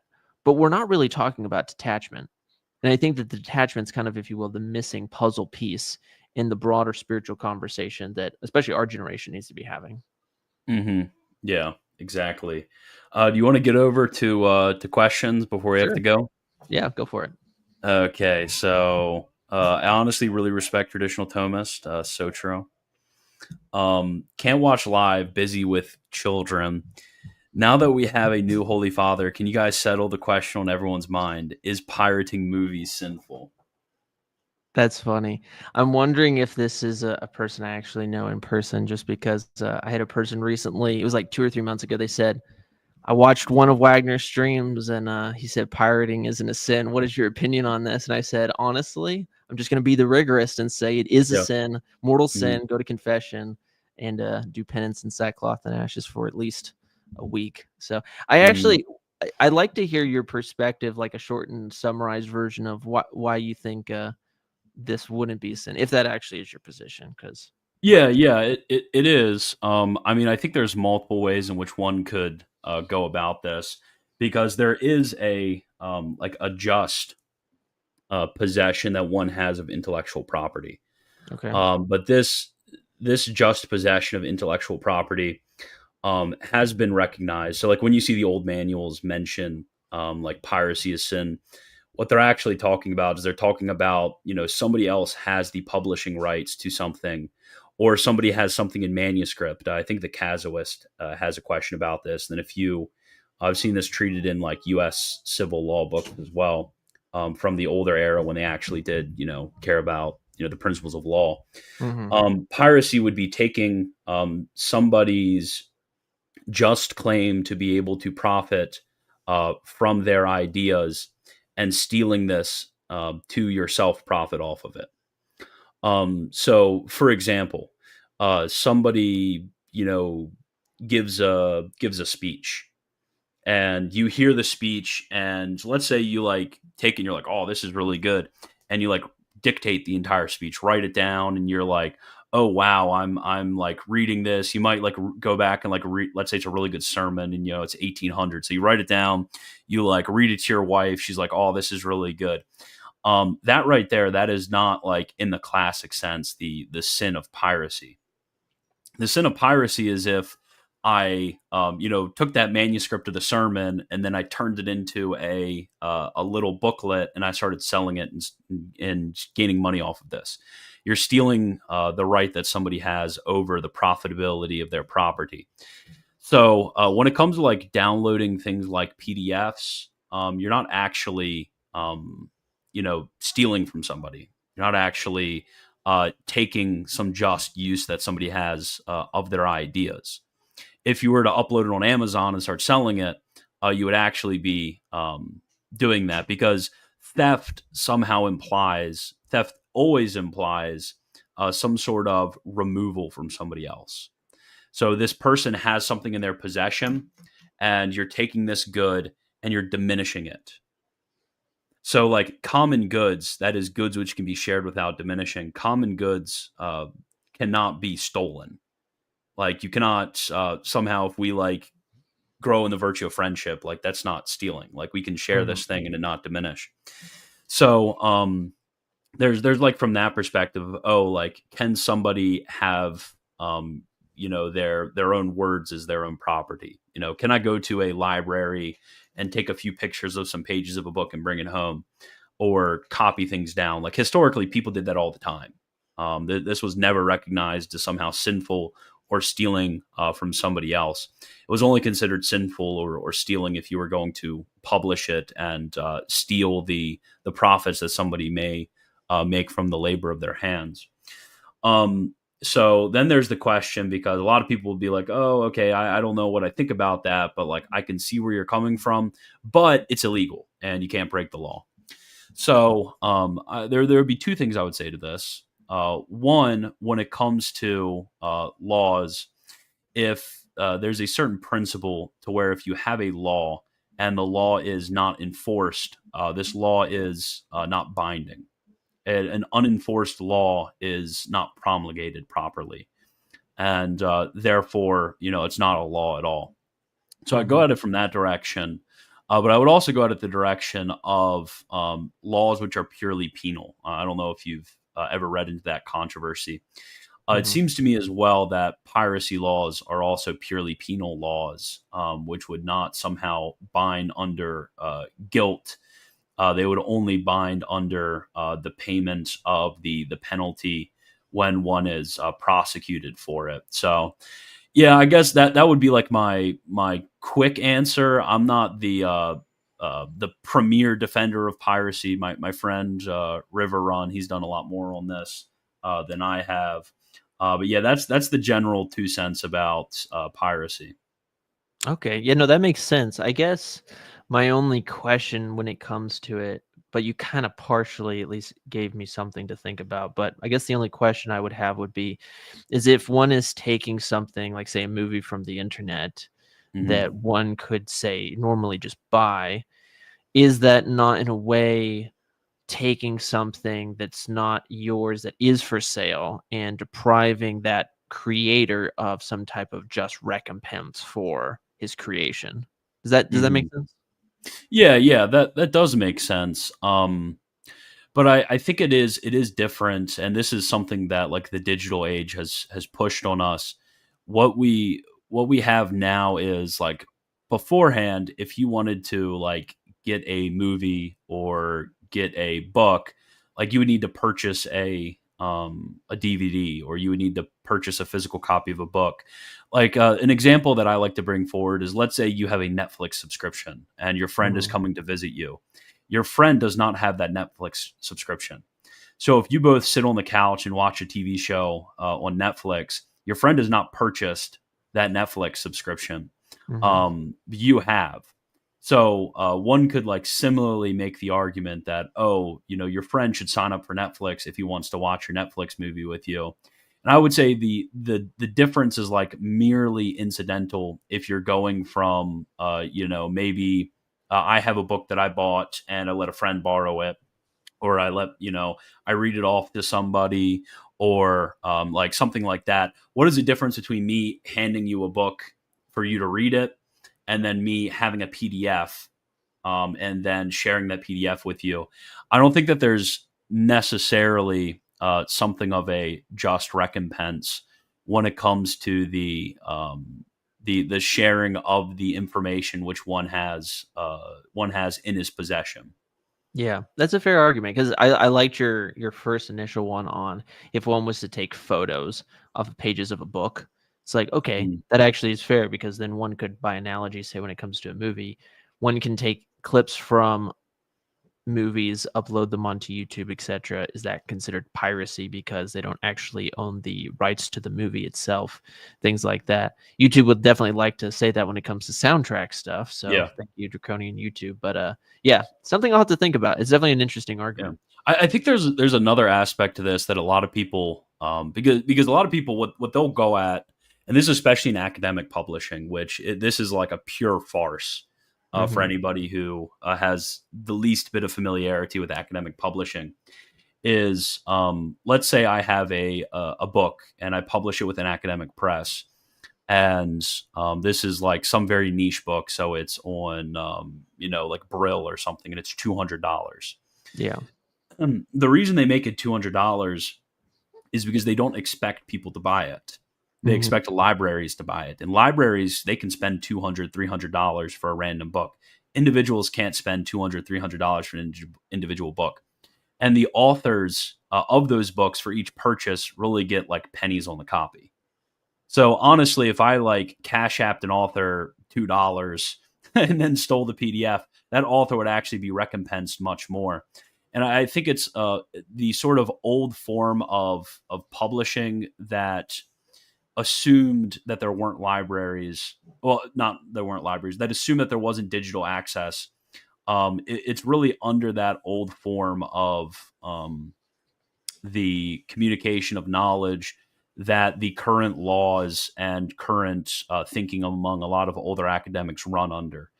That's how they think about, like, oh, if I want to be reputable and I want to publish a book or publish a journal article, I'm going to need to publish through this press or that press. And it's really a farce for that press to stamp notoriety and in return get a lot of money from selling the books. The author is not the one who's profiting from this. And really a way around the whole broken system is just to go and download the PDF. Yeah, that's fair. As someone aptly put in the comments, they said, if it was to be something that is sinful, we're both cooked because of our use of Skyrim music in our videos. So I guess it's fair. Yeah, I think that at least in my mind, there hasn't been a reconsideration of this question from Catholic principles by any relevant authority. A lot of people will bring up old piracy quotes, but it's talking about something completely different. Sure. And I think from the historical praxis of the church, like the example I bring forward is if you went up to St. Thomas and you said, hey, St. Thomas, like I can go on this thing called a computer and I can actually like send to people in far off lands, I can send them all of your books so they can read, even while they're surrounded by Saracens, they're surrounded by all of this danger, hiding from their parents who are infidels. They can read your books and they can communicate this to the people they know, so they are converted to the Catholic faith. And these people, like, it would take them months' salary in order to purchase this. And you'd be like, "Oh, awesome! Like, I'm so glad that this is a thing." And then you're like, "But actually, they're going to go to hell if they do this."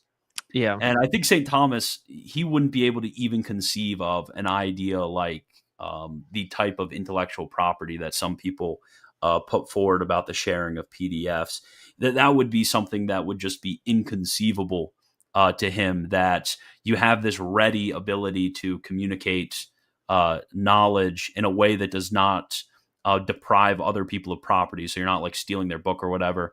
And that we have this like qualm of conscience about using it on the basis of no extrinsic authority. Like if the church stepped in and said, hey, you can't do that, I would be like, well, the church said so I guess I'm increasing my book budget every month. But until then, I think I have a solidly formed conscience about this issue. Yeah, no, it's fair. That's a fair argument. Biblically and theologically, why is baptism necessary? Biblically, sacred scripture in many places commands baptism. And yeah, I mean, I guess we just go there. But theologically, it's because baptism is something which incorporates us into the church. It incorporates us into Christ, especially by giving the mark of baptism, the mark of his priesthood. and it communicates sanctifying grace and many other what are called accidental graces, which I don't see many people talk about actually. The older authors talk about, we're all given sanctifying grace if there's not a impediment placed in the way. But there is actually a difference as well in being disposed in a certain manner to where there are other graces which are given in baptism as well. Exactly. The impediments part is an important truth about the theology of baptism, especially nowadays when it comes to contemporary discussions around ecclesiology. Because I've had well-meaning but young Catholics who come up to me and try to convince me that all of the Protestants are in the body of Christ. And when I ask why, they say, well, because Vatican II says that baptism incorporates you into the church and they share a common baptism. And again, I'm not bashing the council. I'm just saying it's their misreading of the council. And I'll bring up this notion of impediments like, a willful manifest heresy being an impediment. They'll say, well, I mean, is that really taught? I mean, who actually teaches that? Vatican II.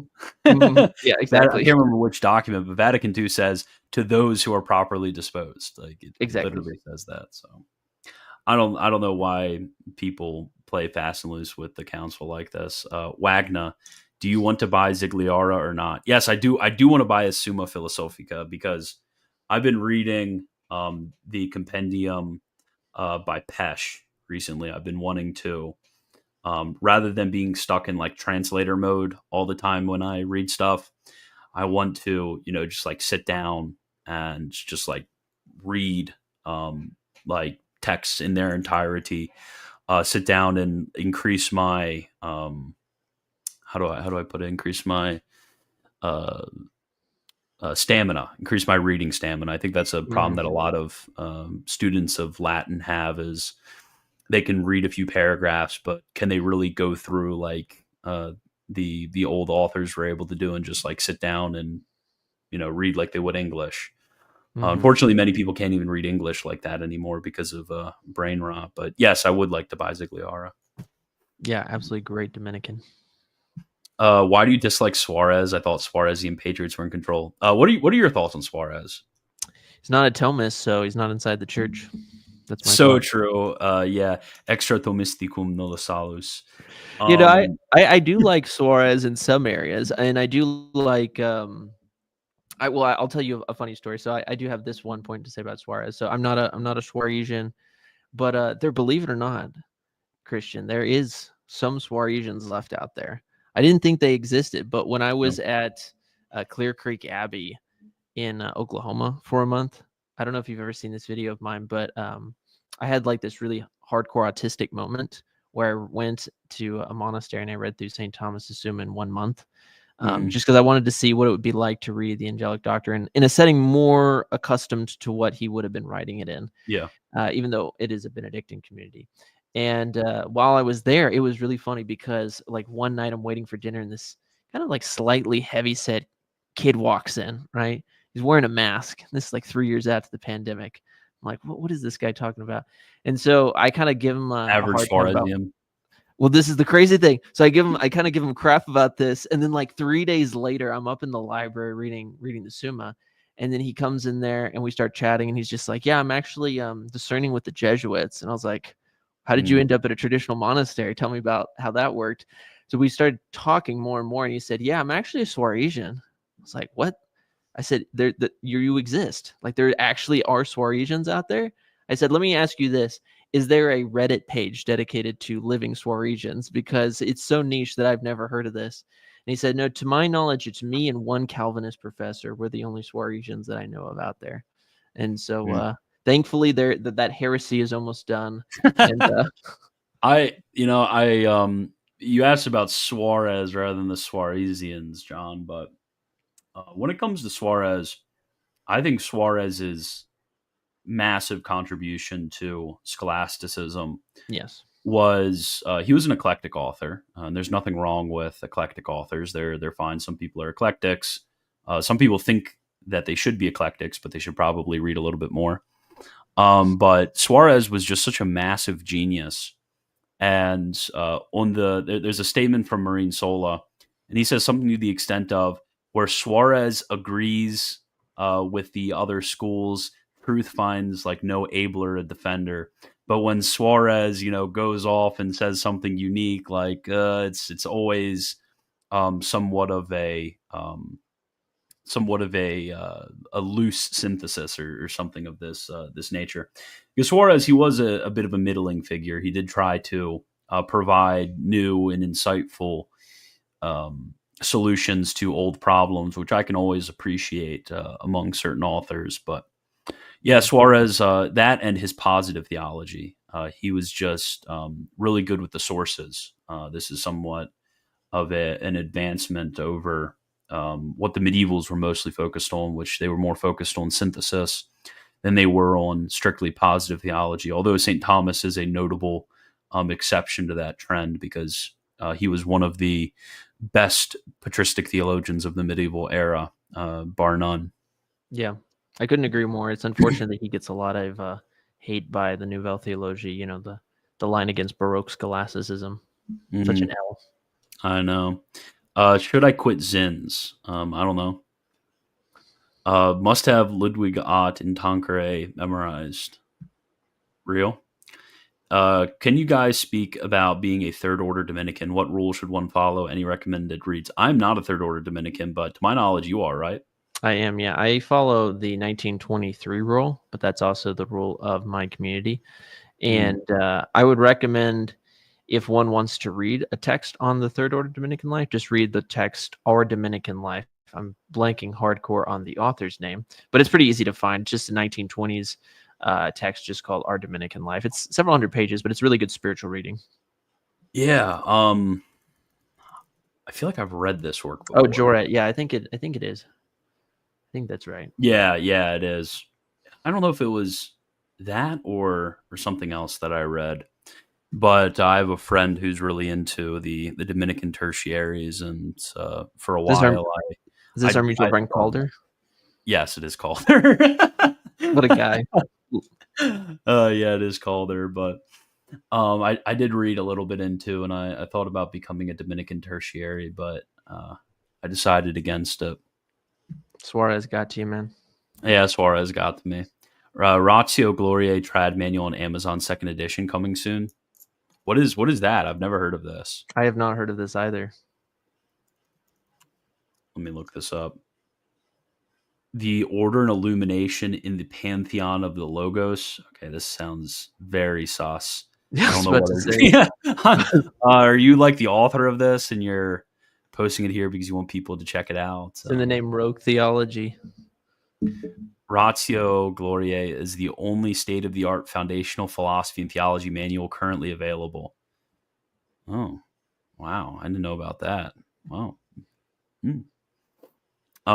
What is the relationship between valid communion and being in the mystical body of Christ? And does this affect schismatics with a valid Eucharist? Yes. So we do get interesting language. For example, when you look at, I was just reading an author, it might have been it was Bellarmine. St. Robert Bellarmine, he talks about the Eastern. No, it was Leo the 13th. Leo the 13th. He talks about the Eastern churches who are out of communion with Rome, and Florence talks about those churches of the East who are in schism, who have now been brought together, the Eastern and Western churches. So there is a certain way in which we talk about valid apostolic succession and the presence of the sacrament of the Eucharist as constituting a local church. That's a way of speaking that is occasionally used in the tradition, and most famously it found its formulation in the documents of the Second Vatican Council. But usually when we talk about the church, like the Big C church, we're talking about those bodies which are in communion with the Apostolic See. And when one breaks off from the Apostolic See, they have severed their communion with the one Church of Christ. So there's two ways of speaking about this, as I mentioned. So it's kind of like not really a yes/no answer. It's kind of a I distinguish answer. But Yes, the presence of the Eucharistic Lord. There is a way in which we talk about this making a local church, but one can be a member of a local church, and then also a schismatic who has broken off communion with the one Church of Christ, which are only found in those who are in communion with the Apostolic See. Yeah, I can't sum it up better. That's a good way of describing it. It's also important to recognize, I think this is St. Jerome who talks about this notion, but it's when he talks about how one can truly eat the lamb and it be the Lamb of God, but it being outside of the temple of God. And by Mm, analogy, being the reality of one can eat and partake of the Eucharist and it be a valid Eucharist, but he is not actually in the temple of God. He's not in the church of God. And so this is where I think actually Vatican II does a good job at distinguishing the, if you will, elements of other communions that have taken mm, stuff from the Catholic Church that ultimately find its efficacy inside of the Roman Catholic Church. And this is where I do think that this is where people could be maybe a bit more precise, because oftentimes when people read through some of that, they kind of read through it with rose-colored glasses and they fall into this mentality of just like, it's kind of like I joke about with Anthony on Avoiding Babylon when he's like, screaming against ecumenism. But then like 10 minutes later, he's just like, I love the Orthodox. Like, I love the Orthodox. To me, that just somehow, I don't know how, but somehow, they're just in the church. And I'm like, okay, pan-Christian, like what's going on here? But it's just like, yeah, it probably should be good we get some clarity in that world. Yeah, and I think something important that Vatican II brings up, and this is from Saliveri on Lumen Gentium, is, and I think this gets really clarified under Venerable Pius XII, because there were certain theologians who thought of the church as only what is, in the words of the scholastics, necessary by necessity of precept. Exactly. And this was a very problematic view, and this was actually a view of many bishops at Vatican I. Like, this is a traditional view that gets taken up. And Venerable Pius XII, he clarifies this, and he says, no, the church isn't only necessary by necessity of precept, it's also necessary by necessity of means. Exactly. And basically what this means is that just like, and I think this analogy catches for a lot of people, just like all of those good graces and good things which are present no matter where they are come from Christ. And these are Christic graces. So also they need to be ecclesial graces. So there's like the image that Saint Augustine uses. He says that the just like in the image of the patriarchs, you have the wives of the patriarchs begetting children for Jacob in the womb, like Rachel and Leah beget children for Abraham, Jacob, in the wombs of their handmaidens. Mm-hmm. So they bring forward their handmaidens to bear children for themselves. And in the same way, the Church of Christ can bear forward children in the wombs of the handmaidens of schismatic communions. These are still brought forward. These are still graces which come from the Church of Christ. We have to say that because otherwise we fall into some pretty bad territory in ecclesiology. But the church operates outside of the juridical bounds of the Roman Catholic Church. Exactly. What books would you recommend on Mariology? Do you have any specific ones? Best, well, I guess I give three. If you're wanting a devotional work, I would say, of course, The Glorious Mary by St. Alphonsus. If you're wanting a more technical work, the work Mary, the Mother of Our Savior, I think it's called, by Garrigou-Lagrange. Yep. I think that's the title of it. And then also, it's in Latin, but Benedictus Merkelbach's treatise on Our Lady is honestly phenomenal. It's pretty big, but it's really good. Yeah, there's a Mother of Our Savior. I'll add a fourth one in the New Testament, or is it Mother of Our Lord in the New Testament? Okay. It might be. I probably will not be able to find this. Oh, the Mother of Jesus in the New Testament. There's a good work. It's called The Mother of Jesus in the New Testament by John McHugh. Different John McHugh than the McHugh and Callan fame. But this is a really good biblical overview if you're looking more for how Mary is in Scripture. Honestly, it offers some of the most phenomenal defenses of like the perpetual virginity in the New Testament that I've ever seen. It's one of those books where you see in like the revival, I'm using revival in a subjective sense rather than an objective sense. The revival that is called forth by the Second Vatican Council when it comes to theology. But this is something previous that happens under like Leo the 13th, Pius X, and other pontiffs, where they want to have a good and proper use of the tools of things like modern biblical studies.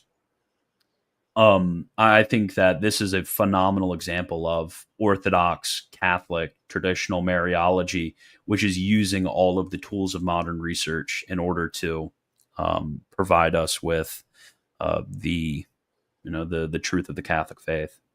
Very cool. Yeah. So Parker P, favorite art/architecture style for churches. Well, I am a John of Saint, not John.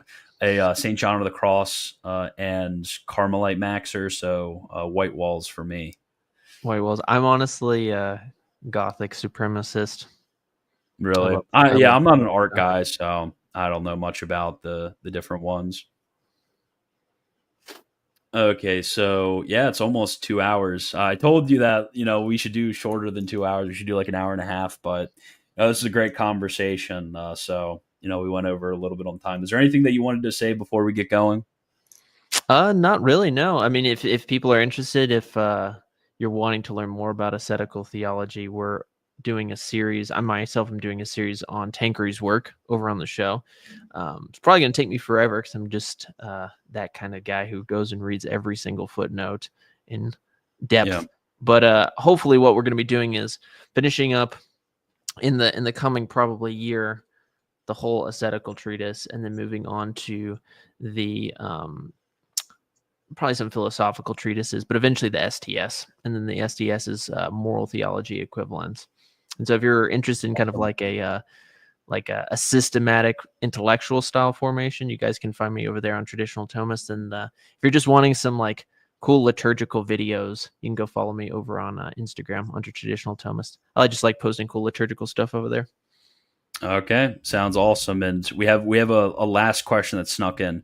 Do Palmarians have valid sacraments? I think so.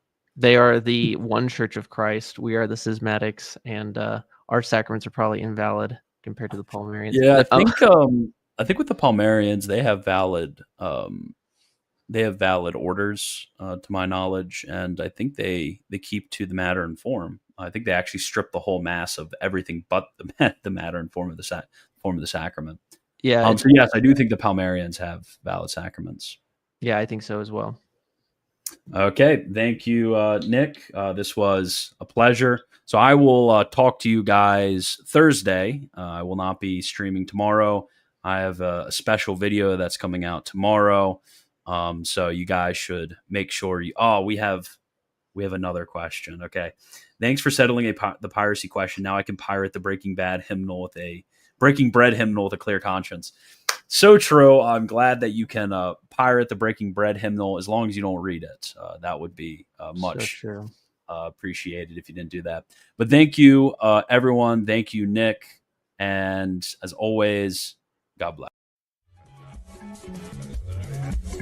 If you really enjoy this channel, please consider becoming a patron at patreon.com/militant Thomist. At the first level, you get access to the private Discord. At the second level, you get access to weekly bonus videos.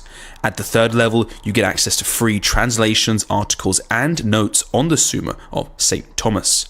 On the fourth level, you get access to course videos and DM questions. And beyond this, there are many other benefits. So please make sure to check out patreon.com/militant Thomist.